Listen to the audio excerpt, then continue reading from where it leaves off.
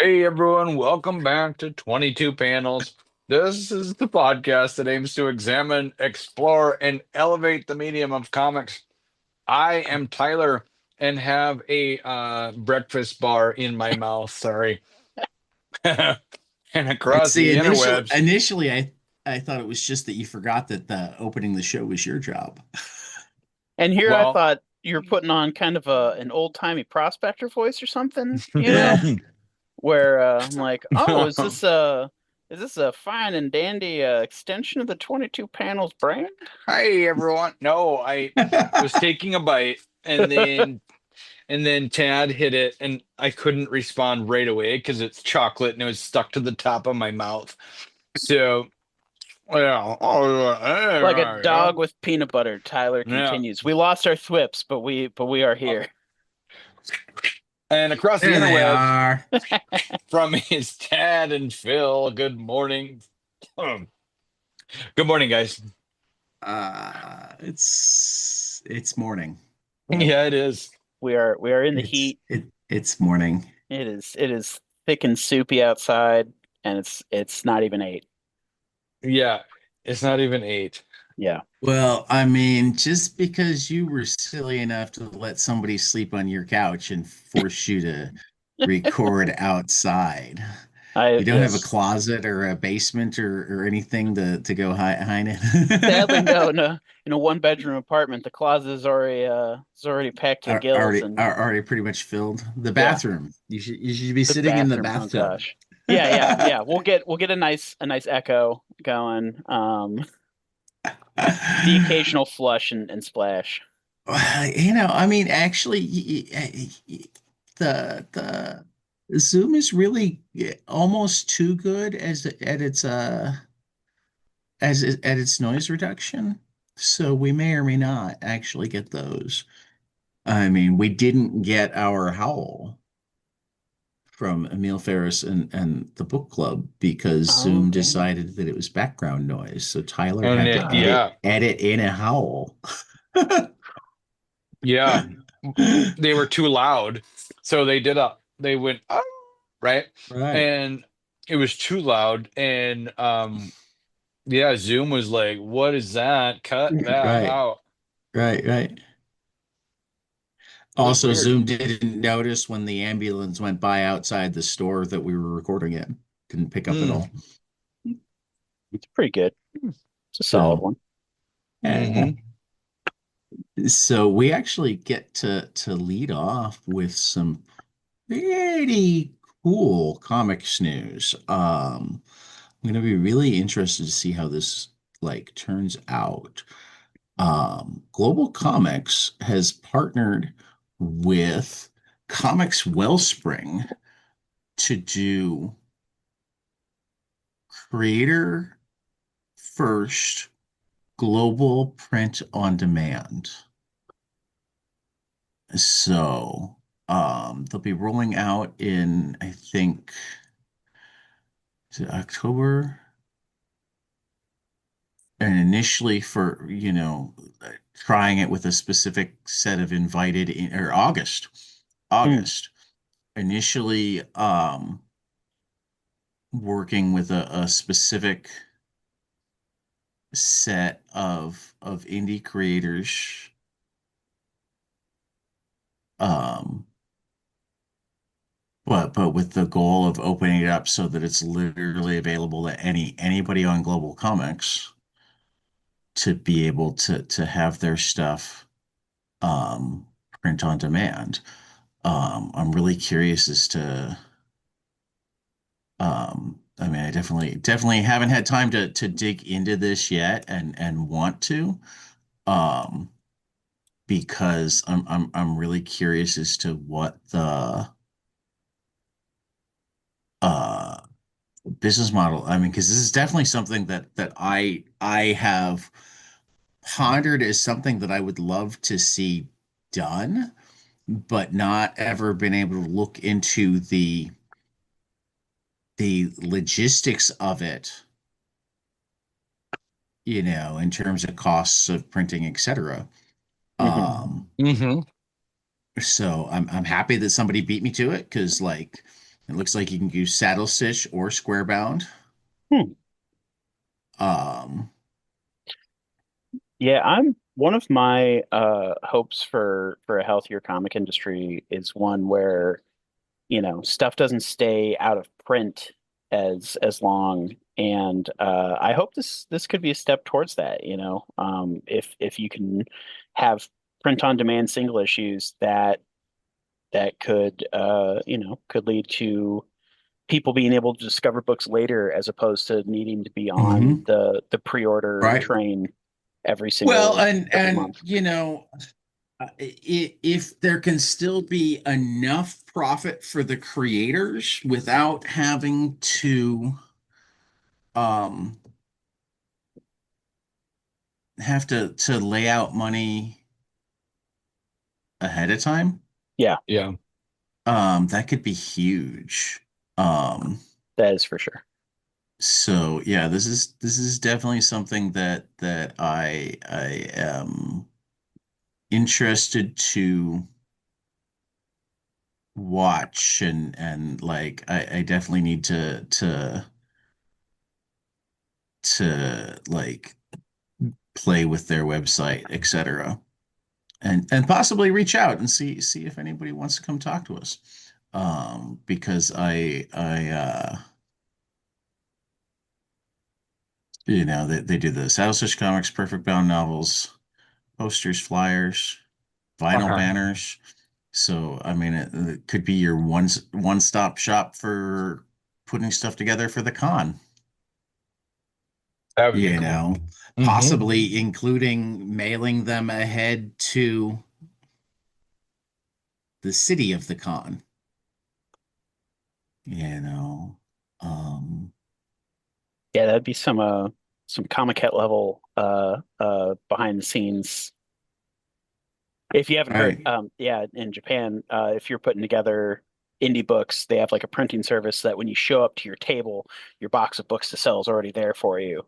Oh, that's Um, great. yeah, That's Yeah. yeah, cool. that's Yeah. That's how that's cool. Well, and how. that makes me wonder if that's literally what they're I mean, that's I mean, if they do it in Japan, that means that there is a roadmap for it that they can go look at, right, right, and you and know.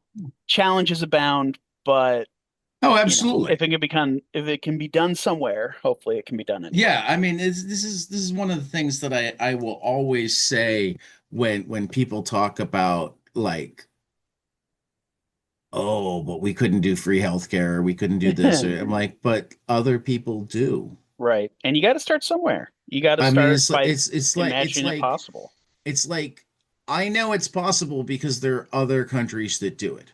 Right. Now, that doesn't make it easy, and it Yeah. doesn't mean you don't have to figure out logistics and make decisions and whatever. Right. And in the case of But America, it usually starts with extract more wealth from the wealthy, or at least it would be easier if we could. yeah, I mean, really, it almost starts. I mean, because here's the thing. I mean, just taking healthcare as an example, Hmm. how much of our healthcare costs is profits for somebody? Yeah. Too much.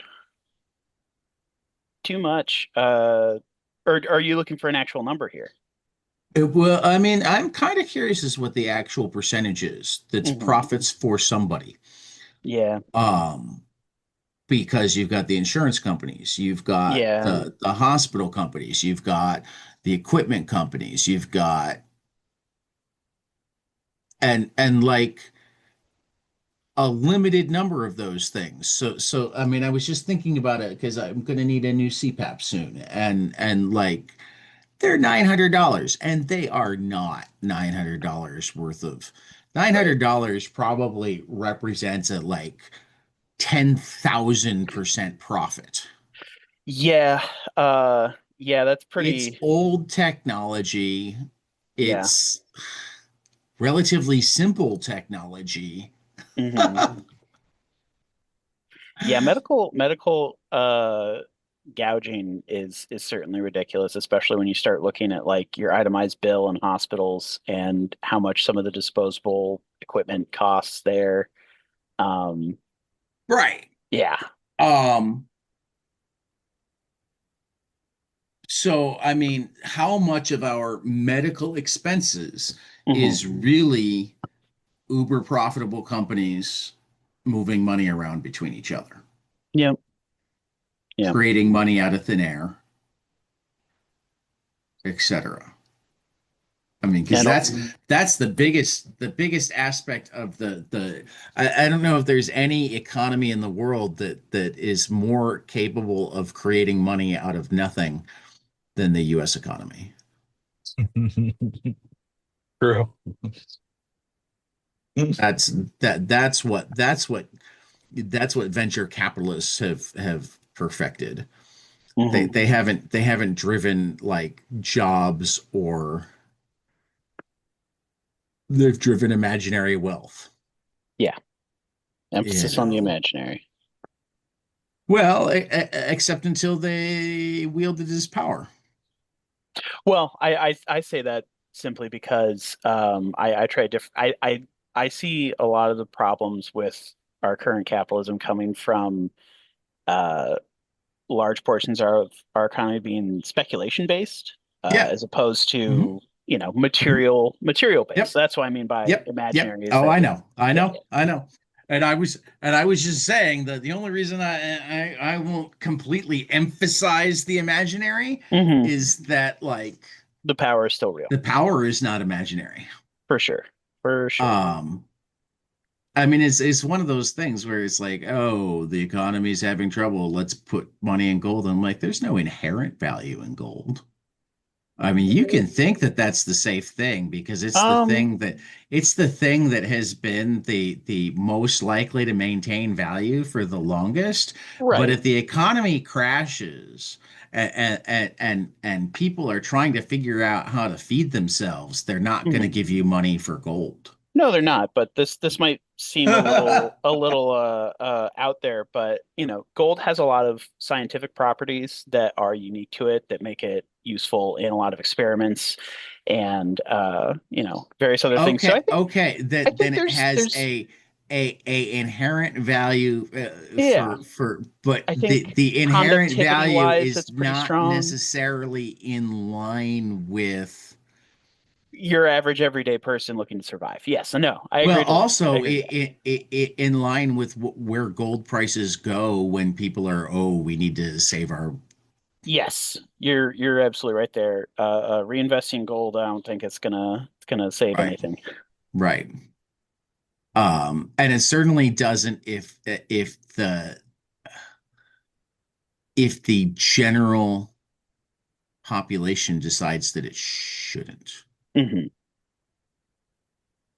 I mean, that's why crypto will eventually like Yeah, is like the perfect example of it has value because you convince somebody that it has value. exactly. Yes, yes. There is no I mean, inherent to value a certain in extent, cryptocurrency. that is the truth of all money. Yeah, It money as is a valuable concept. for what you, yeah, it's a Absolutely. concept, not right. So, anyway, more relatively fun stuff. There are four fantastic humble bundles right now.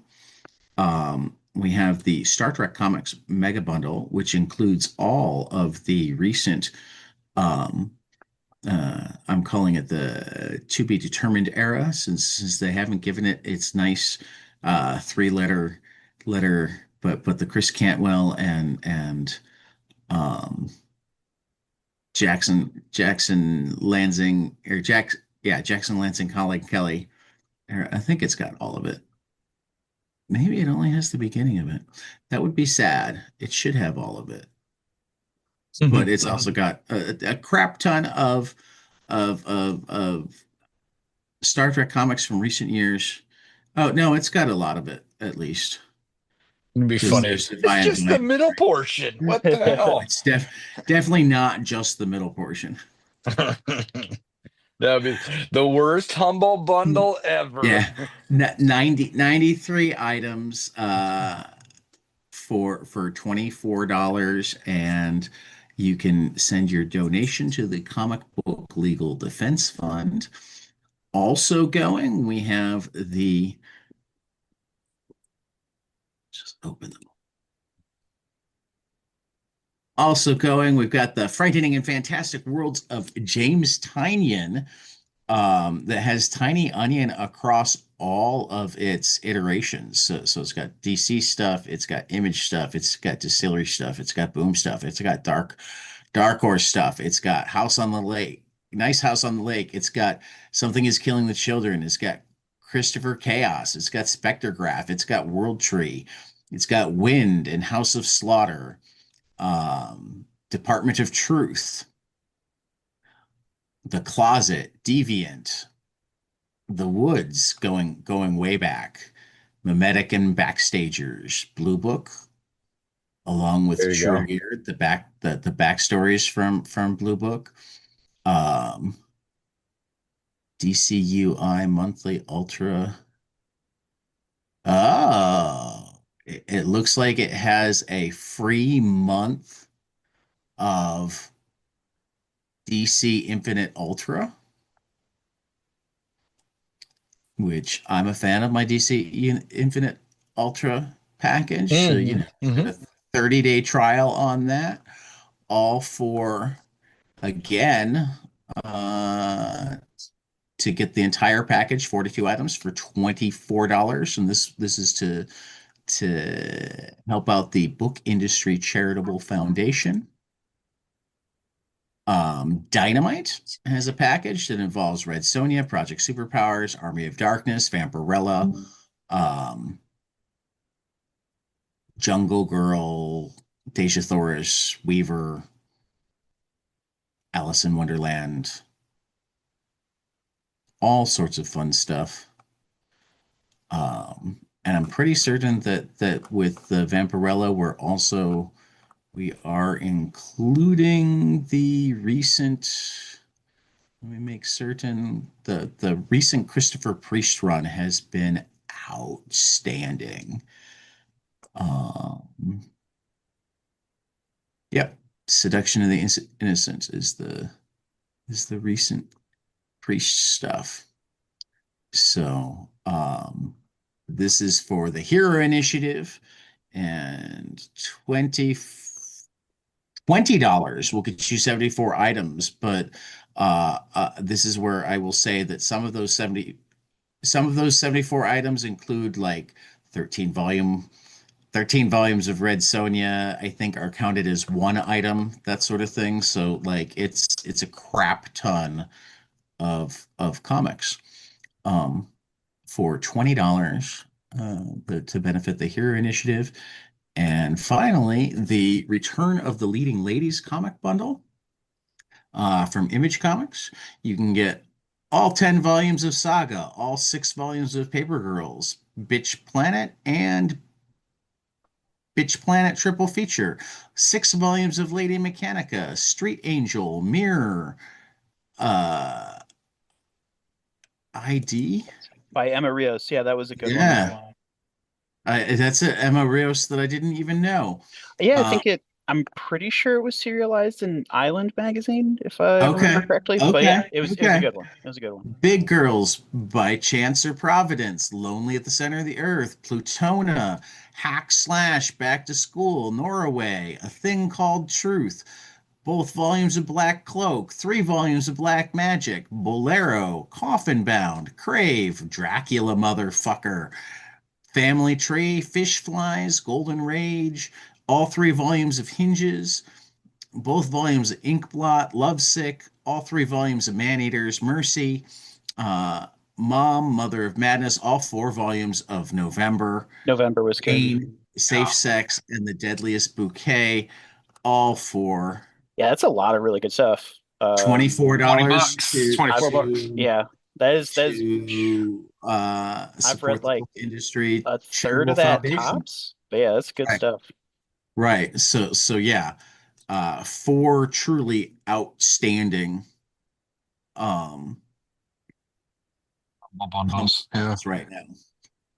So I know that I'm getting at least the tiny, and I probably will wind up getting the leading ladies again, even though, You You have have all all that those? stuff. well, no, I think I have I think there's just enough different from the last time. I have to play with the levels and see how they, Mignola is really good and sets it up so that like you can, and here we'll even just look at it really quickly. The 3 item bundle is okay. I don't think those are ones that I've had before from this bundle. 24. Okay, it looks like if I go with the 24 item bundle, it's all stuff that hasn't been in. A bundle before, yeah. Yeah, unfortunately, it looks like to get that ID, I have to. So, I need to go make certain that I don't have ID somewhere and I just forgot. Um, and then I need Yeah, to I do figure. it for paper. I do it for Paper Girls. I love that series. Yeah, yeah. So digital copies of all of these for really reasonable prices, and like this is where I'll tell people, go to the adjust your donation part Hmm. and don't even go extra to charity. Go to custom amount. Start by jacking up the charity as far as you can, and then decide how much you're willing to give to the publisher. Um, Image Comics, the publisher, is actually the creators themselves, so don't be terrible. Um, IDW, you might want to look into their ownership and decide how much money you're willing to give to them. That sort of thing. Just tossing it out there. Uh, but yeah, lot of good humble bundles right now, which is nice because the world sucks. World sucks. Um, I mean, I love that manga is catching up to what we all knew because it was fucking obvious for a long time, which is yes, Donald Trump, sexual predator. Wait, Um, what? I know, he only bragged about it before they elected him the first time. Jeez. Um, but I still have this feeling that as much as anything, all of the Epstein hoopla is glossing over the horrible things that are being done in Congress and through executive order and whatnot. Yeah, I hope that if, you know, the infighting is as predominant as we've been led to believe, that hopefully that does lead to actual problems and collapsing of their power block. But I do also agree that it feels, because of the But extent but that it's but taken I over mean, the narrative, I'm thinking it's still distracted. well, and like the thing that I can't shake in terms of the possibility of collapsing their power block is Hmm. um no part of it I think is likely to make the people who are upset right now believe that Democrats aren't pedophilic baby eaters. Okay, I see what you're saying. Yeah, Hmm. it's just gonna. So it might take down Trump, Hmm. but that would be the only change. And I don't Yeah. know that like JD Vance right now would be better in Oh any no, I meaningful way for the country. And I really I don't know if it would make it less likely that they would pick up seats in the midterms or be in a good position come 2028. Like, mhm. yeah. I agree. I don't know how I play this out where it's a net positive for, non-fascists. I don't even want to say Democrats. I just like Mhm. non-fascists. I don't know how I play this out where it's a net positive for non-fascists. Yeah. Yeah, It I might agree. wind up hurting a couple of fascists.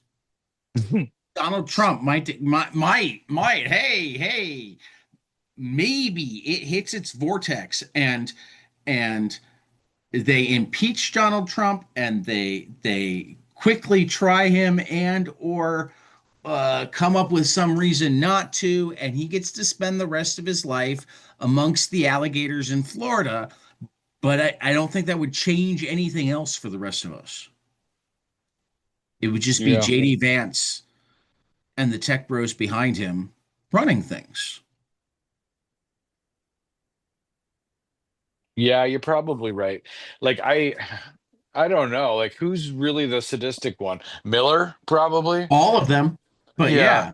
yeah, yeah, yeah. I mean, Just so he's like the emperor back there. Oh, he's coming up with the schemes.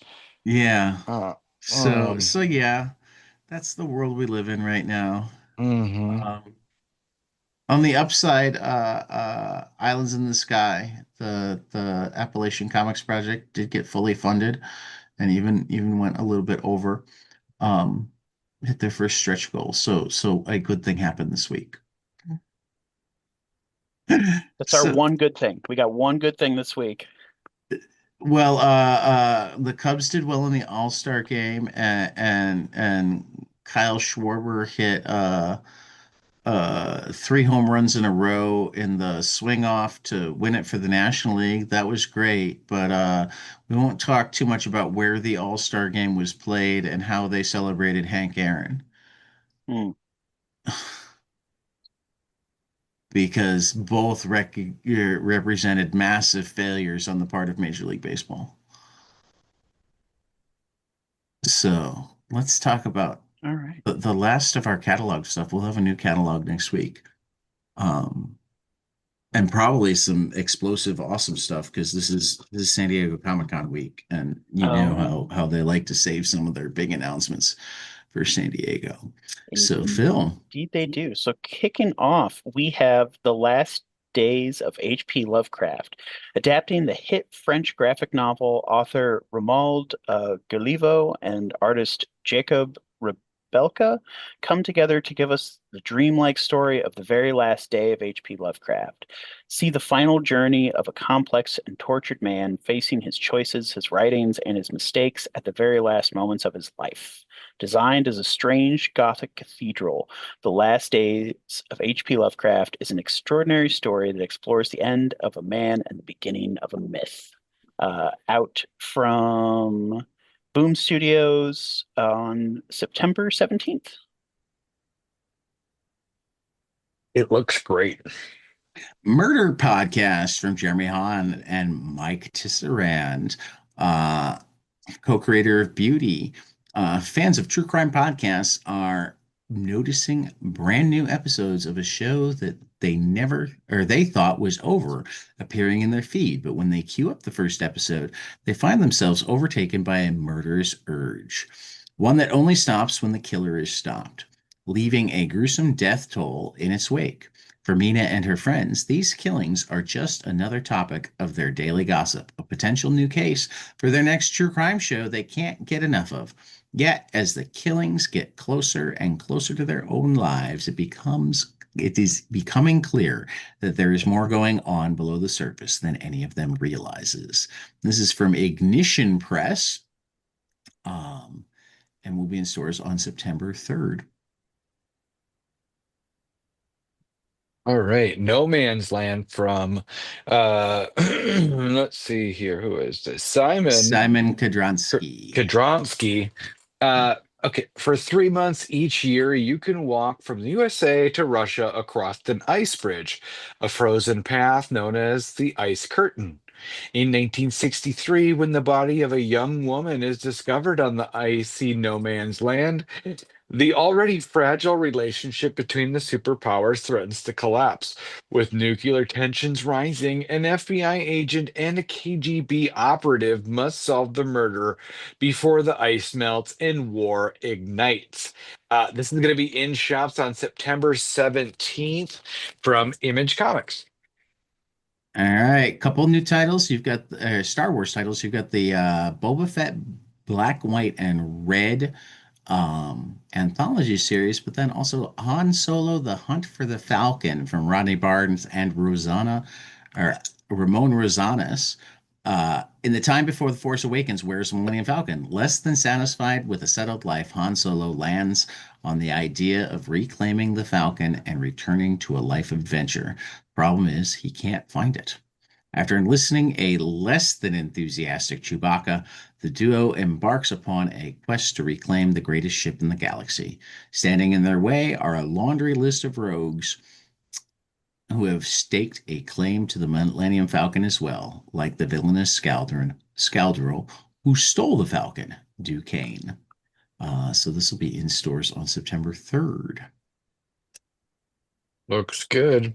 The Twilight Zone, coming from Dan Waters and art by Morgan Beam.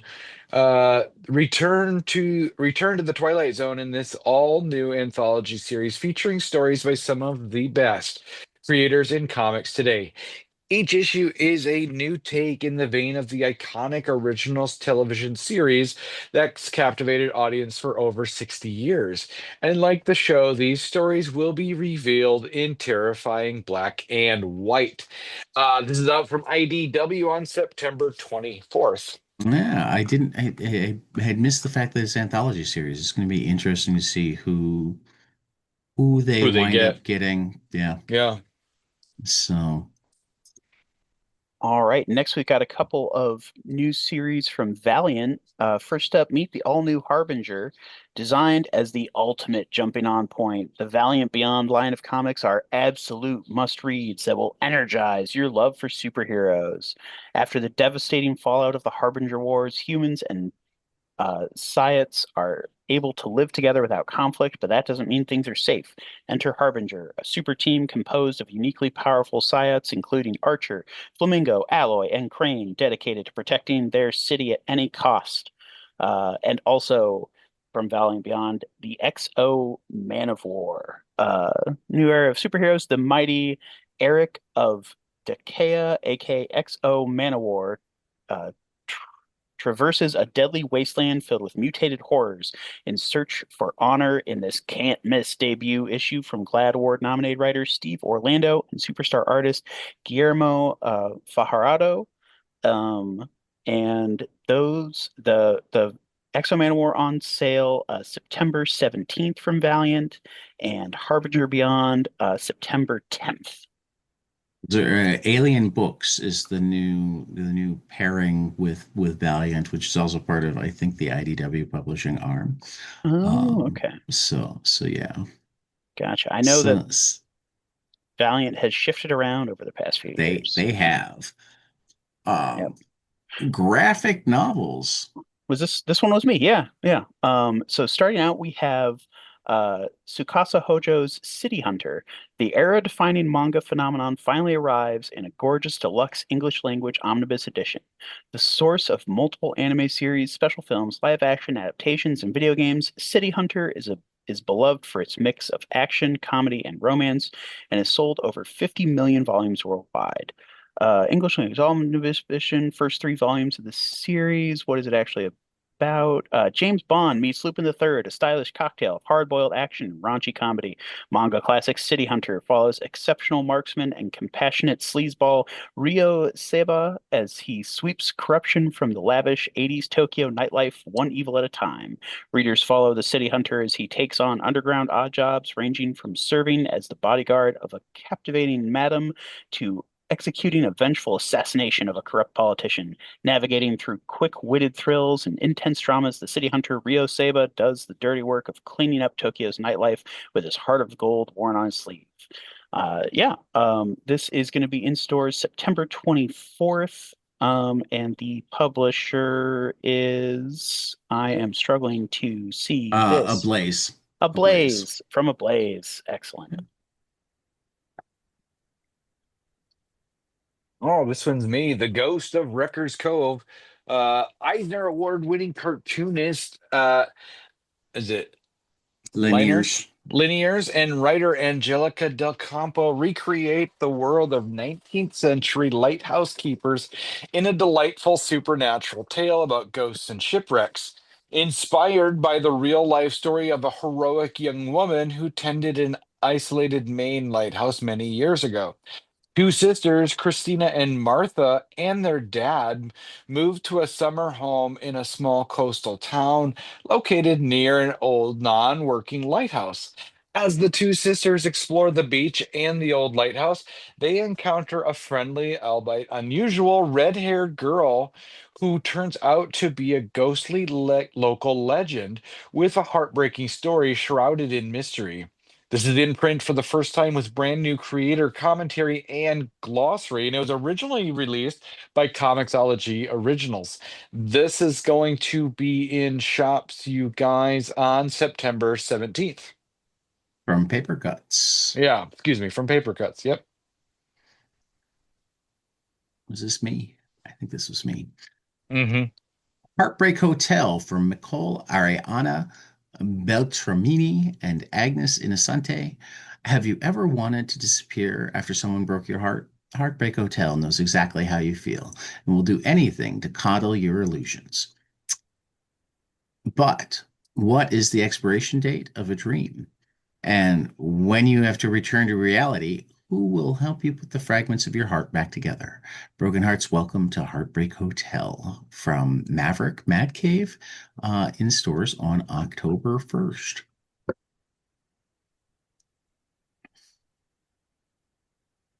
All right. Nine times my work has been ripped off by Raymond Basinger. A veteran illustrator imparts practical advice for the working creative with candid humor. Raymond Basinger has over 20 years of experience as a self-employed creative. Sure, everything an aspiring creative needs to know might be at their fingertips. But the question of what to do when their work has been exploited remains. This portable and elegantly illustrated guide to navigating and maneuvering the least glamorous aspects of the creative industry is a future classic suitable for everybody from the earnest novice to the seasoned professional. This is going to be in shops, you guys, from October 22nd from Drawn and Quarterly. Pastimes, a collection of wry and wonderful comics that capture a modern life in all of its cringe-inducing glory. Social worker in a hospital by day, an internationally acclaimed cartoonist by night, Pascal Girard seems to be a magnet for awkward situations. Why can't he manage to walk his dog, hit the gym, or even push a shopping cart down the grocery aisle without having yet another weird encounter? Or just maybe is he the one who provokes them? Even with those closest to him, Pascal has a knack for getting into trouble, especially when his young daughter, Lucy, starts to ask him profound questions about life, death, and the universe that he doesn't quite know how to answer. From encounters with would-be swingers at the dog park to ferocious felines at the local cat cafe, in these short, snappy comic strips, Pascal Girard delivers snippets inspired by his daily life with a bittersweet humor that's sometimes mocking, sometimes tender, but always deeply observant. Pastimes is a funny and surprisingly moving portrait of passing time in the modern world, one comic at a time. Let's see here. All right. Next up is The Shadow Planet from Giovanni Barberi and Gianculo Pagliarani. The crew of the Gianluca, probably. Pagliarani. Gianluca, gotcha. The crew of the rocket Vidar lands on a barren planet to rescue a lost patrol, but what they find can destroy mankind. The Shadow Planet is a unique take on retrofuturism, a story of Lovecraftian horror in space, featuring the awesome art of renowned Italian artist Gianluca Pagliarini. All right. That was From butchered, Image butchered Comics. pronunciation. My apologies. In store September 24th. All right. And paperback, Animal Pound from Tom King and Peter Grosz. When animals grow tired of being caged and abused, it's only a matter of time before they have nothing to lose but their cages. I'm going to leave it there because, we've talked about Animal Pound so much on this podcast that people should know to just go buy it. Just From Boom go get it. Studios. Yeah, from Boom Studios on November 18th. All right. The one I picked next was Cruel Kingdom. I'm not going to read all those Yeah, I was creators. A about to say lot of another one that we've talked about so much on this podcast. Yeah, yeah. Now, okay. So if you don't know what Cruel Kingdom is, it's an anthology from EC Oni about it's their sword and sorcery line, not their Right. terror horror line. Yeah. Uh, but it's awesome. From the twisted minds that spawn epitaphs from the abyss and cruel universe, steel thyself for EC's first rite of fatal fantasy and skullduggerous sorcery in one cursed tome of comic book enchantment. This collects Cruel Kingdom 1 through 4, will be in stops not till January of 26. And like I said, it's from EC Oni. Yeah, yeah. With a absolute all-star team of creators. Yeah. I'm glad you picked this one, Phil, because I knowing this was the last week of things, I was really torn between this and Animal Pound. Because this was Um, also great. Yeah, this one is Dark Empty Void from Zach Kaplan and Chris Sheehan. Scientists have created a stable microscopic black hole in a secret underground compound, but when they lose control, the black hole spews out a cosmic maelstrom, strange, dangerous creatures, and most surprisingly, a mysterious human teenage girl. Now depressed but brilliant, psychologists must help her estranged husband and the other scientists solve the mystery and close the black hole before it consumes all of Earth. Dare to witness a cosmic horror series that will amaze and terrify you with hit comic creators Zach Kaplan and fan favorite artist Chris Sheehan and rising star colorist Francesco Segala. This is going to be in store September 24th from Mad Cave, Okay, if which, you're gonna give everybody else credit, we're gonna say oh and no, Ringo nominated letterer Justin Birch. I'm so sorry. I stopped reading too soon. I didn't, I, I mean, I often skip the creator line entirely, but if we're gonna go through everybody, we're not leaving out the letterers. my apologies. I did not, that was, much to my chagrin of the letterer snub, I don't want to be that guy. From And World Design, no less. Funny. So, some final order cutoff. We have Adventure Time, the Bubble Line College Special. And if people are wondering why Tad actually threw Adventure Time as something to look at for your final quarter cutoff, this issue is done by Carolyn Cash of Pee Pee Poo Poo fame. Um, from Oni Press, it'll be in stores on August 20th. Adventures of Lumen N #1 from James Robinson, Phil Hester, and Mark Deering. Dark Horse Press in store September 3rd.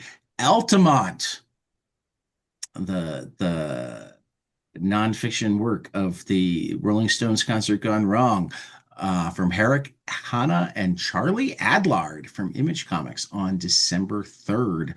Do Admit, the Mitford Sisters and Me, Mimi Pond from Drawn and Quarterly, September 17th. The Dreadstar Omnibus Volume 1 from Jim Starlin, Dark Horse Comics, October 28th. Escape #1 from Rick Remender and Daniel Acuna. Image Comics, August 20th. Justice League Red #1 from Saladin Ahmed, Clayton Henry, from DC Comics on August 20th. Kid Maroon from Christopher Cantwell and Victor Santos in Vault Comics on September 24th. MetaMouse from Art Spiegelman, Pantheon, and I completely forgot to put the date down, but sometime in the future. Star Trek Voyager Homecoming from Susan Bridges and Tilly Bridges and Angel Hernandez, from IDW on September 3rd, and the collection of Who Are the Power Pals from Dwayne Murray and Ahmad Rafat in Dark Horse Comics on October 28th. Still crowdfunding, and I didn't go looking for anything new, so it's only the still crowdfunding stuff. We have Grendel, the Game of Crime and Mayhem from Off Page Games on Kickstarter through July 24th. Rawgore and Shanks #1 from John Lees and Joe Mulvey at Comics Tribe on Kickstarter through July 26th. The Many Odd Origins of Even Steven from Carl Klessel and David Hahn on Kickstarter through August 7th. Omega Rain, a novel from Bill Coffin and Andrew Robinson at Raid Press, through August 8th. Speaking of Harbinger, you can get the Harbinger hardcover omnibus, the classic Harbinger omnibus from Jim Shooter, David Lapham, and various other artists and writers from Valiant Alien Books on Kickstarter through August 8th, and Gustavo Vargas's Altiplano, on Kickstarter through August 9th. So, Tyler, what did you love? The new Robin and Batman, Jason Todd #2 from Jeff Lemire and Dustin Nguyen, I thought was really good. You get to see Jason Todd. Like I kept forgetting it was Jason Todd and kept thinking it was Damian Wayne. Uh, Hmm. but yeah, I had to remember Jason is a child in this series, and yeah, it was really good. The artwork was really cool. I loved the watercolor aspect of it. Makes these pages and panels feel like they could be like full artwork on their own that you would hang on your wall, you know? Um, and then Exceptional X-Men #11 from Viewing and Federica Manson was really cool. I'm really enjoying this X-Men team of like, I mean, Kitty Pride is always tried to be a leader, but yet she's not a Scott Summers or a Wolverine, you know what I mean?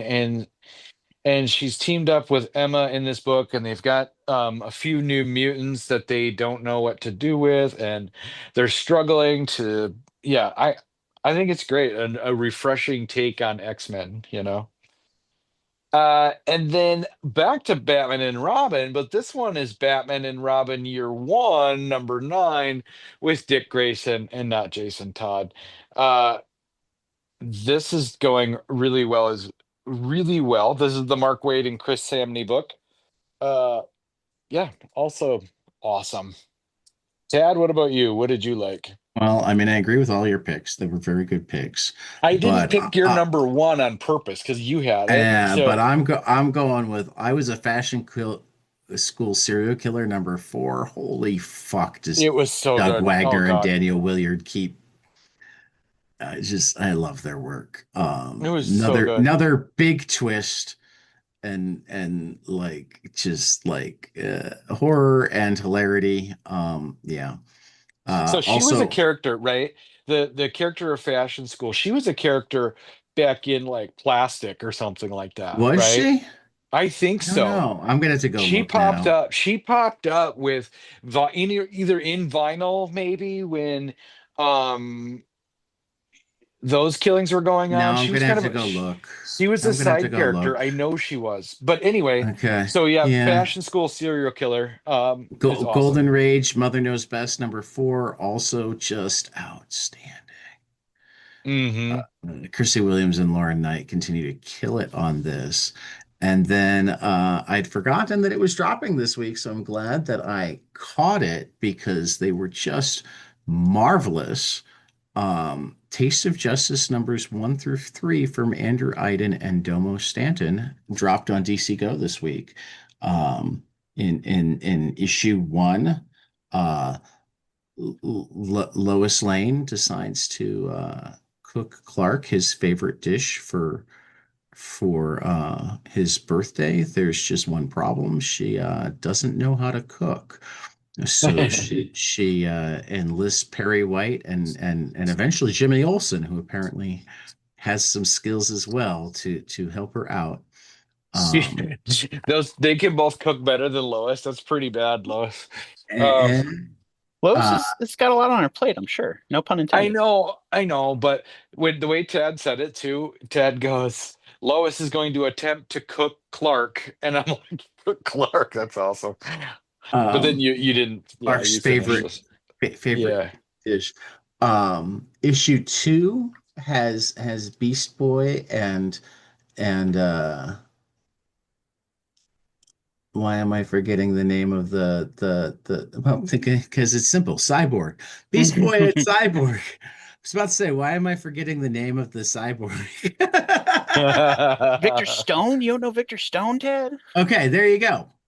Um, making some egg bites because Cyborg has been taking good care of his metal part, but not as much of his human part. So Beast Boy convinces him that he shouldn't just have prepackaged protein bars. Let's like do something hearty and healthy. And then issue 3 has Chef Andres helping Aquaman put together a no cook fish dish where the fish is actually cooked by lime juice in 10 minutes. I forget the name of the dish. Because as good as it sounds, I still can't eat fish, but it involves like coconuts and lionfish and lime, and it actually looked really good. Why can't you And Is eat that fish, Ted? is that I a get sick. diet thing I get or sick. oh I Oh, okay. get sick. dang. That's Yeah, unfortunate. I'm I get sorry. sick. I didn't know if Um, it was a diet related thing or if no, it was like you don't like it no, or I've never met a fish that I don't like on the way down. Mm. I've never met a fish that doesn't come back up. Oh no, that is Mm, unfortunate. And just a word to the wise to people out there.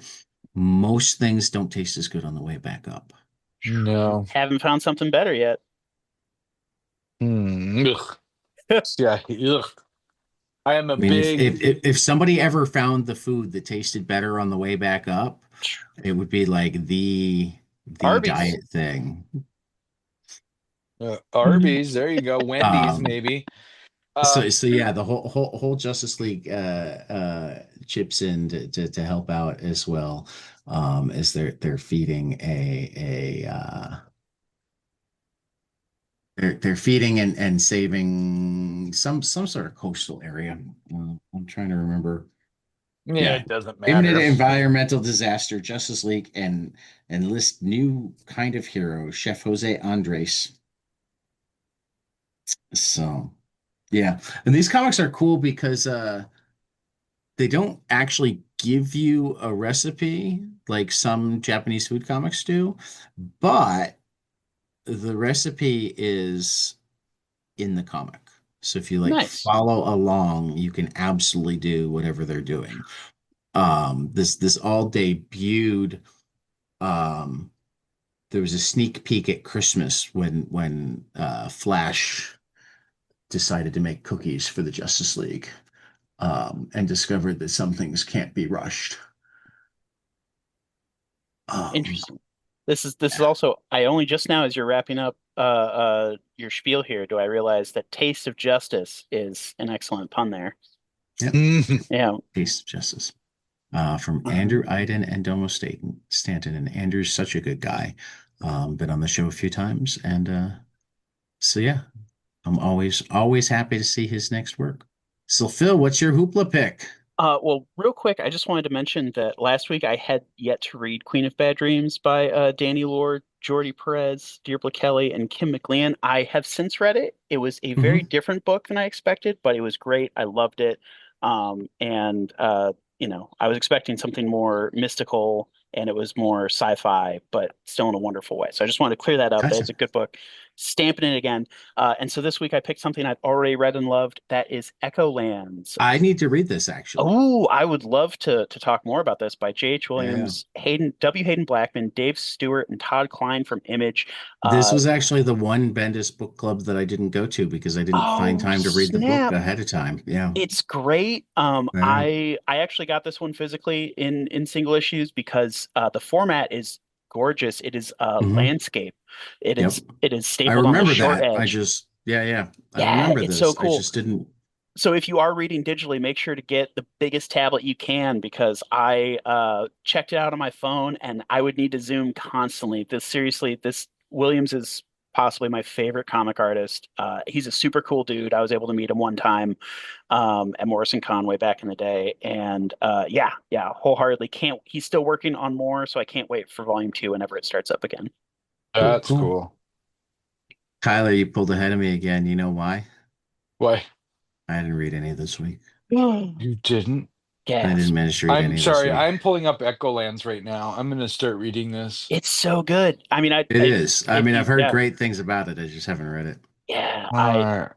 oh All right. It's on my list. The sword and sorcery look of it looks cool. yeah it's more than that. I mean, if you want to do a great responsibility for it, I think it's very worthy. It's a Well, I mean, we got to yeah, finish Rucka first, of but course, of course. Yeah, We gotta can't finish what interrupt we're Lazarus. doing, man. Yeah, oh yeah, too many I good Ah, mean, comics. if an Azadora comes out before we're done with Lazarus, then we'll Dad, you take a read one. break. You If read if one this week. I don't feel so bad. Yeah. Oh, Chad, Yeah, this has been tough to get any read. I I read didn't. a few, 10 This or so. this was a long week. I had a lot Yeah, going on, and I didn't read any it's issues of funny. One Piece. It's funny. You and I are always just neck and neck. You pull Yeah, ahead, I pull ahead, and then yeah. I don't I think ever. I think each of us have been ahead by more than 30 chapters exactly once, and that just like spurred the other person to. I think you were ahead of by 30 chapters, and then I went ahead by 70 chapters, and you were caught Yep, up within 2 weeks because it's yep. like, well, You stop because you stop for a little bit, I and didn't even then stop. I slowed down a little bit, but you weren't gonna allow that big gap. well, can you imagine how boring would it have been That's if true. you were in the 200s and I was in the 100s? You know what I mean? And you always had to be Well, like, I mean, "Oh, wait till you get here." yeah, that would have been awesome. I would have gone, ah. I Yeah. mean, that was one of the fun parts in the Saga book club on Word Balloon was Bendis was talking about like loving um the healthy, happy marriage, and that was centered in the book, and he didn't see it going away, that sort of thing. And immediately off in the chat, somebody's like, who wants to Don't tell tell him. him? Who's gonna Right. tell him? Who's like, not me. Yeah, that's why Saga's so awesome because they're not afraid to make that quick turn. Ah, though, I mean, and I wound up bringing this up in the Bendis Book Club. Fiona does occasionally put her foot down. You know, And say, I'm not and doing so, that. some of you might remember the issue that ended with Lion Cat out in Yep. space, and Yep. he was supposed to die, and Fiona offered to quit drawing. I thought Lion So Cat he was wound up getting saved at the beginning of the next issue because it, because Fiona was not willing to kill him. I thought Lion Cat was a woman because she sounds like Brian's wife. But I Okay, could be wrong. sure. I don't Kill know. her. It's been a I don't while. know. It's been a I while. don't But Lion remember. Lion Cat remains the best character in Saga. I like Goose an Agree. awful lot. Goose is Yeah. great too. I love Goose. And I just love Hazel. I don't Oh know if yeah. I can. I mean, if we're talking non-central characters, Lion Cat is central. Lion Cat oh, is. Are you kidding me, Ted? I let me don't know, rephrase. Phil. Lion King. There is Let no me Lion King. Saga rephrase. without Lion Cat. Let me True, he was rephrase. central. Lion Cat was central. Let me I feel. rephrase. If we're talking non-immediate family on the rocket ship characters, I see. I see. it's between Lion Cat and Goose. Oh yeah. If you're Oh yeah. talking immediate family, for me, it's Hazel or Squire. Mm. Yeah, Squire, I mean, is so funny and sad. Yeah. Oh, So, yeah. cool. And that's us also teasing that we will have a Saga book club kicking off soon on 22 panels because Tad isn't Wait, running how did enough book clubs. wait a minute? How did we go from One Piece to Saga again? I don't remember. I It's don't just remember. comics you can't stop reading. That's how it goes. Yeah, something like that. I don't remember. My daughter is saying hello. Hello. Hello. She So just woke yeah, up. I'm the same place I was before. We're trying to save Ace. Did he get saved in the 4 chapters that you've read that I haven't? Or are we still Hold working on. on saving Ace? Hold on one Spoilers, second. Tad. And this is where Tyler leans into fatherhood Tyler mutes rather than answering the question. as we attempt to distract him from his fatherhood duties. So all right. Fatherhood. It's a hell of a Fatherhood. drug. I have resigned myself to unclehood. Unclehood is difficult enough for me. Yeah, you know what? You know what rocks? grandfatherhood. I hear grandfatherhood's pretty good if you can get there. I Yeah. I cannot believe I am very close to grandfatherhood, you guys. I have two stepsons, 22 and 20, and I Mhm. have one son at 20. So, I mean, it could be any year now.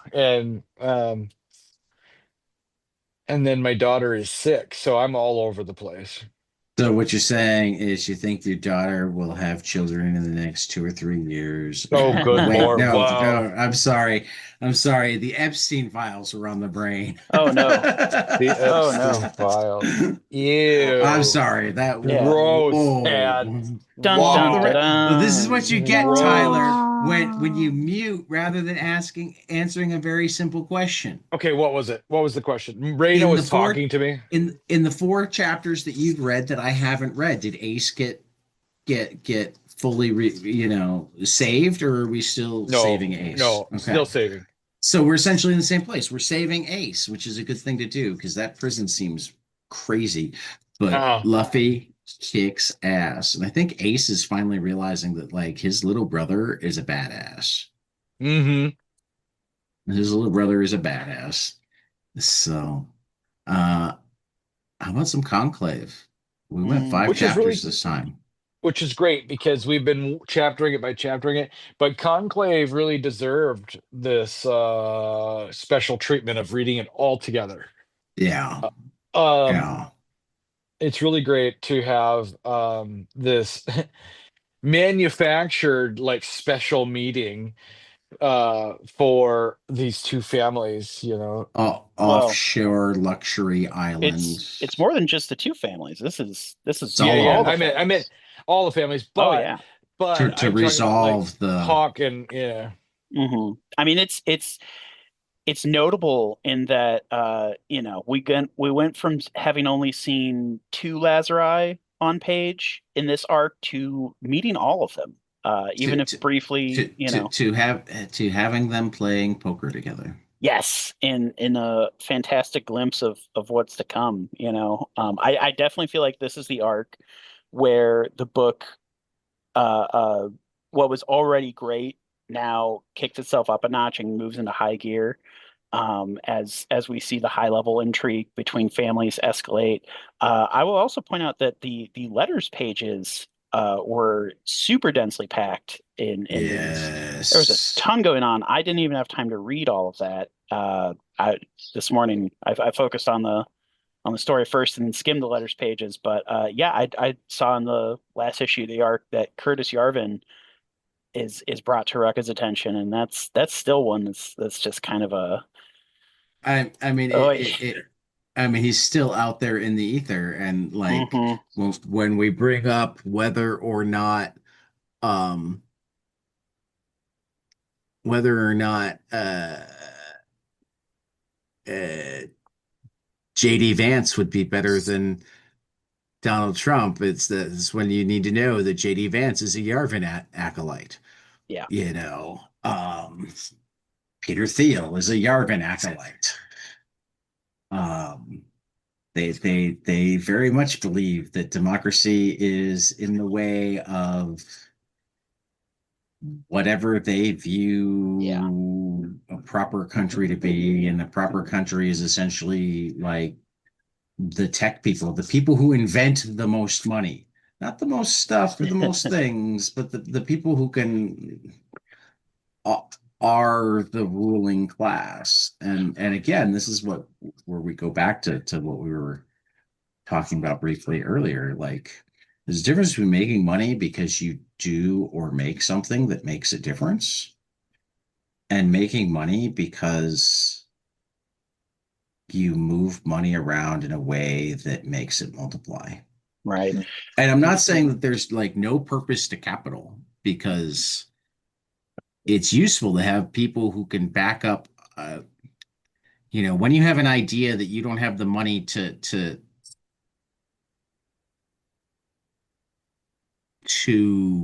realize, somebody else being able to invest in that idea is a good thing. But when the investment becomes more important than the idea, then you Hmm. your economy is off kilter. Mhm. And that, admittedly, that's one thing that on this reread, I think is kind of would be interesting step to observe is that shift from a speculation based capital heavy economy like we have in our world to the economy in the world of Lazarus, because Greg points out that, well, money is meaningless because everything Mm-hmm. is owned. Mm-hmm. The serfs are now earning labor points. um But and on some level, I mean, this is the natural end of our economy. yes, yes, it's material and resource based, and so seeing It, that jump is something that I but think would but be but fascinating. it's we. I mean, because if you read their histories, Hmm. they acquired all the materials and resources through having all of the imaginary wealth. Yes, yes,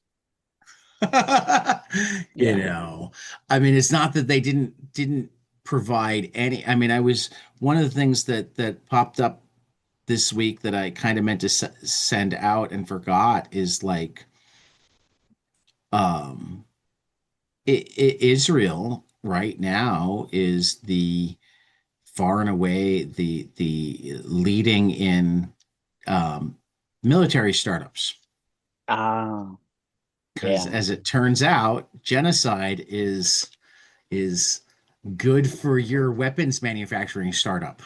Oof. Yeah, that hurts. When you're reading the side histories, there's so much of this world that was created by um, the various corporations, families manipulating countries in their sphere of influence based on their corporate needs and selling what they I don't know. Did either of you see Superman this Not Yeah, week? I yet. was Mm. I was just about to ask you that. Yeah, I saw it on Friday. Okay. And if you haven't seen it, I don't wanna ruin anything. I'm gonna say go see it. This is it's got recency bias, so I won't quite declare it the best Superman movie yet, but I'm 99% certain that it will either be what I consider my favorite Superman movie, or it will slot in between one and two.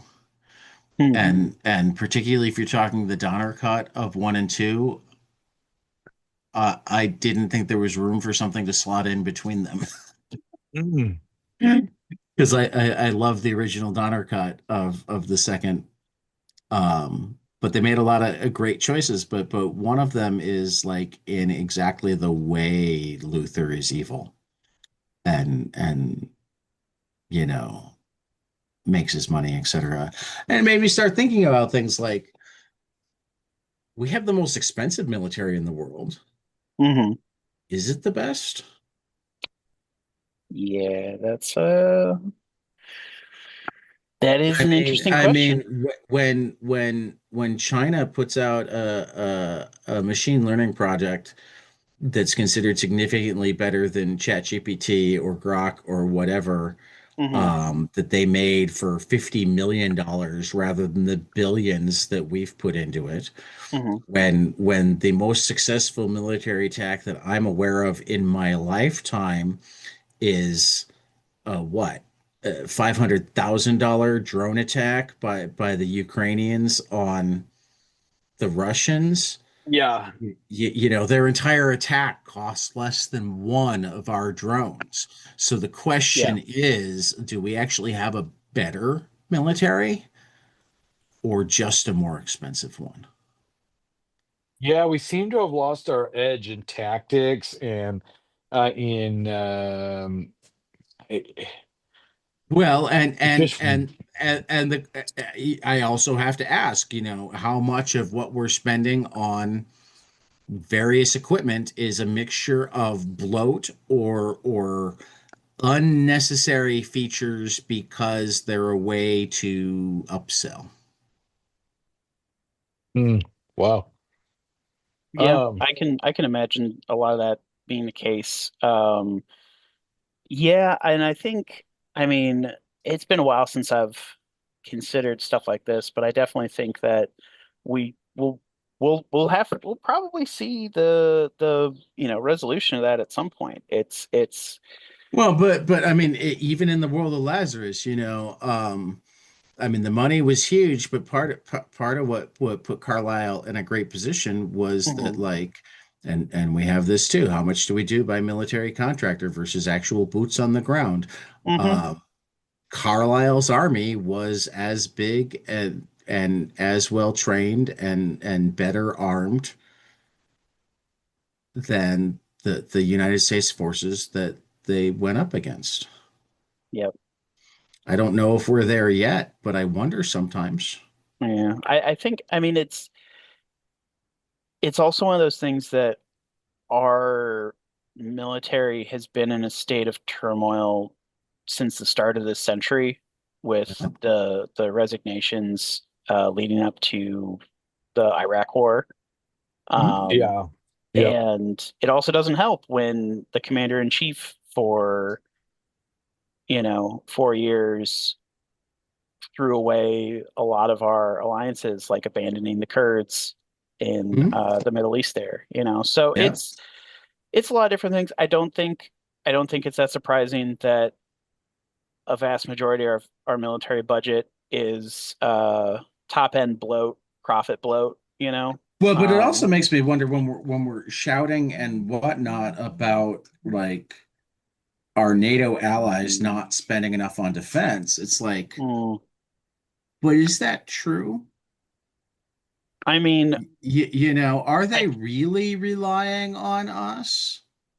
I I, think I mean, that I'm certain that some level of it is because they've all upped their spending since they discovered that we're not reliable actors, mm, Hmm. but they haven't blown it through the roof, and the Hmm. Pentagon has never passed an audit. And they like mm, to say, oh, well, our stuff has to be secretive, blah, blah, blah. And it's like, well, I mean, yes and no. Yeah. First of all, I have a hard time believing that much spending needs to be secretive 10 years later. So, like, you should be able to account for all of the spending from a decade ago, Hmm. right? Second of all, there are people in government that should be at the level of um, security clearance that yes, we have to trust this group of people rather than being able to also comb through the papers ourselves. mhm, But like the Gang of Eight says that they passed the audit. Here are mm, the parts that are public. This is the amount that's hidden, or the ballpark of the amount that's hidden, because of course they love to argue things like, oh, even if we say how much money, people can extrapolate from that. It's like, yeah, maybe. Hmm. yeah. This is where Maybe. the two things that come to mind are, one, the phrase I heard a while ago in relation to Hollywood. It's a lot easier for $1 million to go missing from $100 million budget than a $20 million budget. Yeah. The other thing I'm hearing now, talk about your speculative value in relation to military spending, is hearing that the Pentagon's now going to be using Grok AI, Yep. and Yep. there's a bill there. Mecha Hitler is now going to Yeah, be this is where something I've been wondering for a while, if the fallout between Trump and Musk was overblown. If oh, it I'm turns certain out, it was. hey, it looks like they're still on better terms than we were led to believe or, because or he's still getting whether or military not contracts. they are The apparatuses of business are still doing just fine. right, Yeah. right. Yeah. Just like I mean, so many people talk about how much of his stock value Elon has pissed away, and I'm like, but Forbes still thinks that he's worth more than he was. Yeah. So I mean, not only that, maybe he blew 200 billion in stock value, but the people who actually like look at everything seem to think that he's come out ahead. hmm hmm it's also one And of those. also, when you're that far ahead, hmm aren't you starting to count different things anyway? Oh yeah. Well, and he's notorious for manipulating his own stock prices. Yep. So Yep. it's one of those things where I heard people say, "Oh, well, if you look at a long graph, it kind of settled back to where it was before the election. It didn't really tank too much below that." So yeah, Right. I think Right. it's between that and being able to Well, fire and all what the do you want to people bet that a lot of investigating. that wound up being him selling high and Yeah, then buying it back low? yeah. There's that, And he and actually owns a higher percentage of his companies while turning profit. I mean, stuff like that. It's the voodoo bullshit that makes the speculative economy go round that I absolutely despise. yeah, Yes. yeah, Yes. yeah. Um, so yeah, one hell of a fight scene in Conclave. Oh yeah, that's Yes. one of my favorite fight scenes in I comics for mean, sure. when we get away from just the politics of it all and the humanity of that, where like they have just been friendly together, and now hmm they have to go after each other, Yep. and Hawk, who of course it's not even his Lazarus, hmm wants to No. insist on it being a fight to the death. Yeah. Yeah. Why Well, wouldn't he? It's not as he's I mean, at losing. that point, he knows he's about to be betrayed by Bittner. So that's Right. why he's trying to damage them or try to sow strife Oh, between the New Worlds. absolutely. But the Yeah. But idea, I mean, the level of hubris necessary to even say that out loud in that room and expect there to be any chance whatsoever that the room will agree with you. Yeah. Oh yeah. As well as so this is where I want to mention I'm pretty sure that before writing for comics I think Greg Rucka was a fight scene choreographer. I think he did that for a time, yeah. Yeah, so oh, that's cool. yeah, absolutely, that's one of the reasons why I love so many fight scenes in his books, because they're just so well done and extensive. I remember reading this issue when it first came out. It was a treat getting a massive, like, I think I counted once, it was like 14 or 15 page sword fight, Something like that. largely silent, Hmm. is incredible. Which there was also a mention in one of the letters columns of apparently some people complain about the silent panels. I think they're great. I think it's an incredible sell of the series. I think it's a testament to both Rucka and Lark and their ability as storytellers to have those silent pages. Yeah, yeah, it's one I'm never going to complain about that in a What's book the Well, complaint I as that good think as that was this. actually the response from Rucka too. Yeah, It wasn't quite the fuck you response that he'll sometimes give to yeah, people who are out of their mind, but he's like, "Yeah, I'm sorry they don't work for you, but I love them, yeah, and I don't think I'm alone."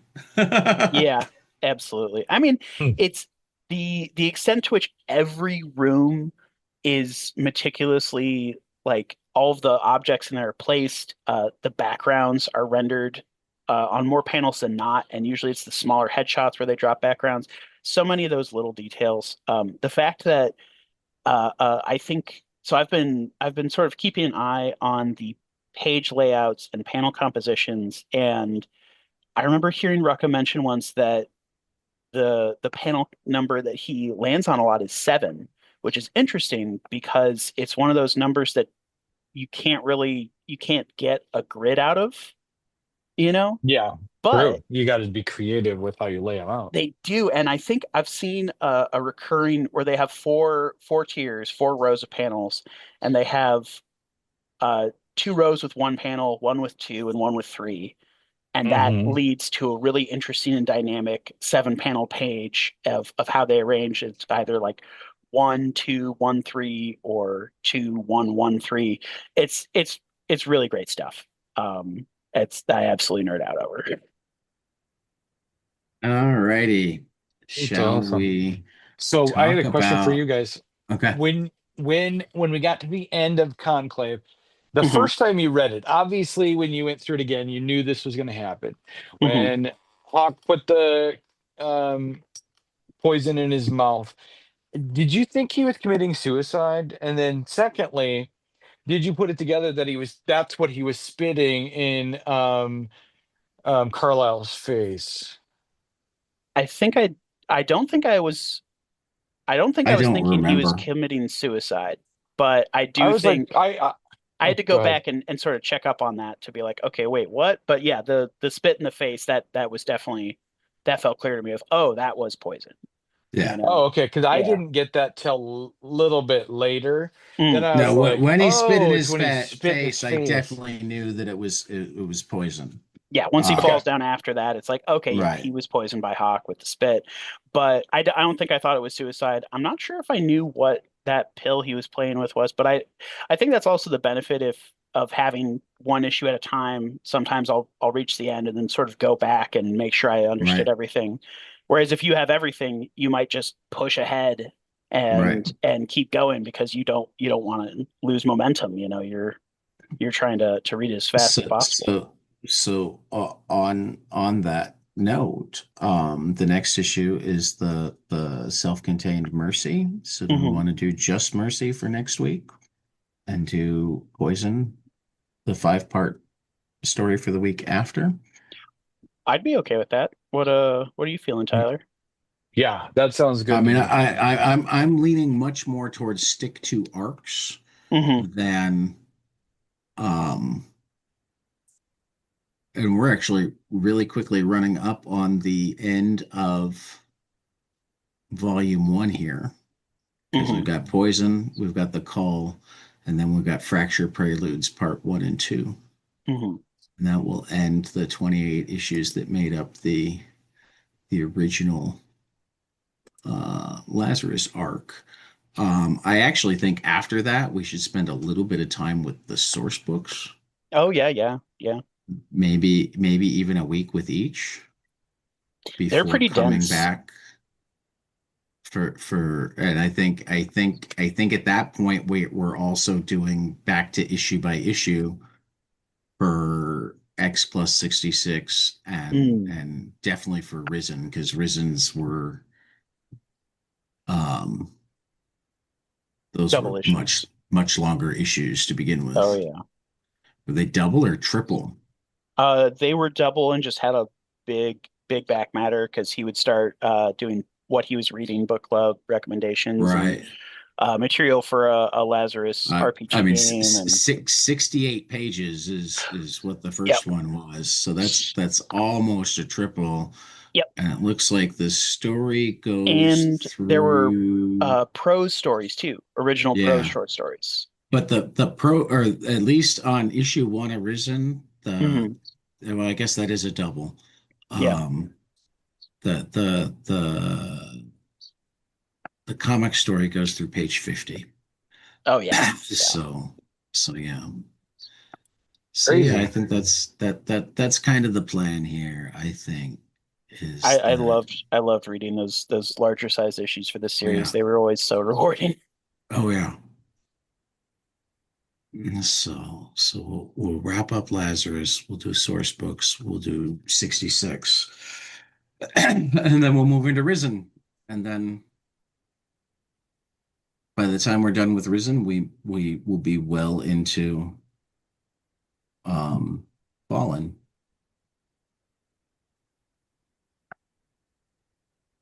Idea of how we want to tackle it. So, That sounds good to me. Yeah. all righty. So, what are we looking forward to? For me, it's Sleep number three from Xander Cannon, Vanishing Point number three from Mark Russell and Alberto Ponticelli, and the bittersweet uh, uh, end of the arc, but unfortunately also end of the series.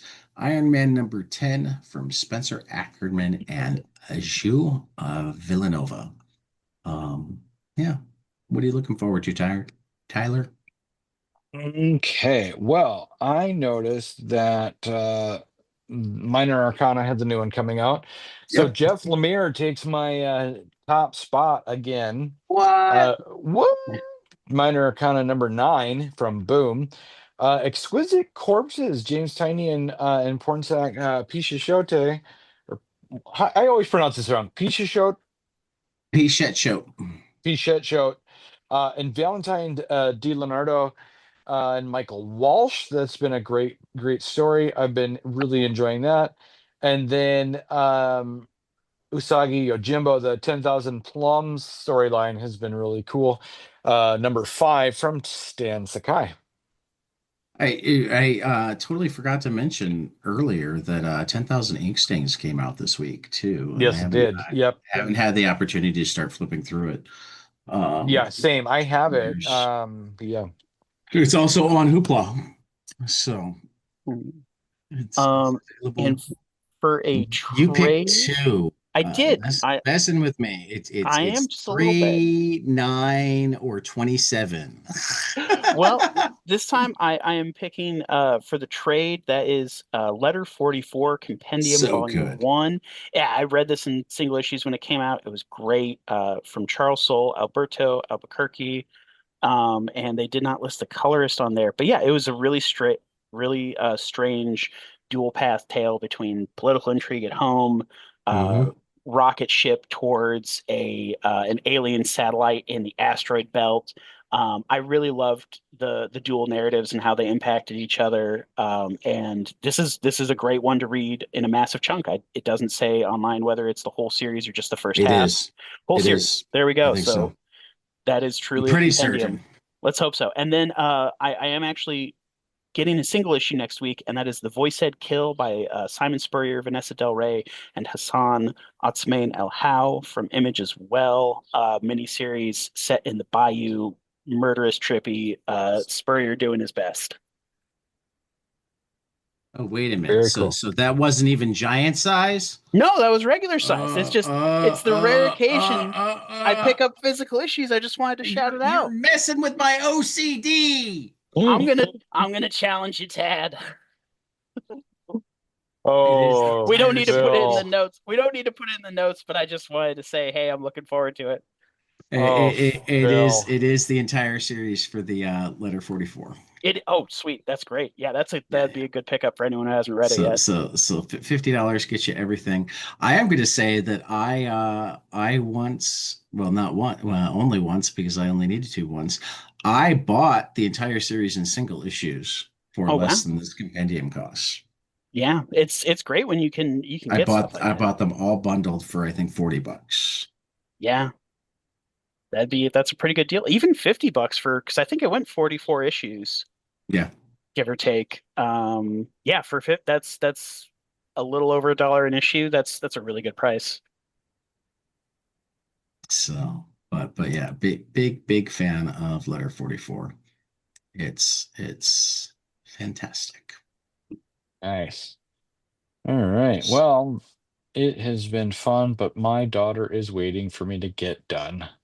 Sounds good. Fatherhood, I it know. never stops. It doesn't. Phil, you don't have children, do you? I don't. I was just while you were muted, I was telling Tad it's already hard enough for me to be an uncle, you know. Yeah. Well, it's fun. I enjoy it, except I have no personal life of my own, you know. You've Um, got this. I've got this, but look at how minimal that I'm able to participate. Um, so that's annoying to me that I can't have more time than just a weekend morning at 7 a.m. You know what I mean? Well, and So late night episode processing. yeah, true. Yeah. All right, Don't forget the guys. late night episode processing. Yeah, that's true. And hopefully today I'll also manage to tell you what or wait a minute, no, we're on air still. You have to take us out, man. I know. We're still on. All right, guys. Thanks for listening, and we will catch you guys after the next page. Later.